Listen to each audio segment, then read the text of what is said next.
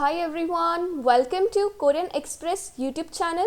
So here is the part 7 of our video series in which we are learning food related terms in Korean language. If you have not watched the first 6 parts yet, you can go and watch them on Korean Express YouTube channel. I will also share the link of the particular playlist consisting of all the food vocabulary videos in the description.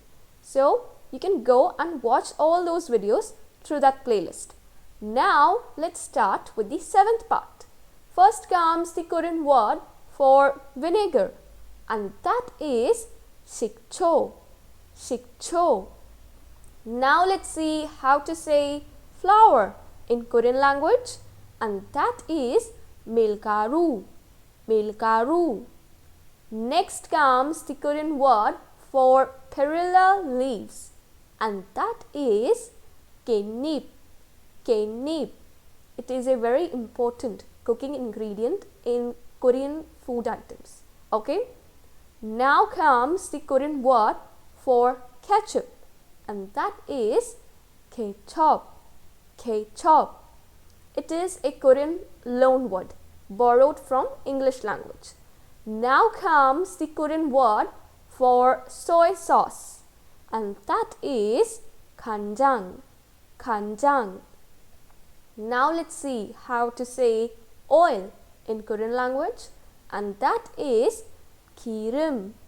기름. Now comes the Korean word for black pepper, and that is 후추. 후추.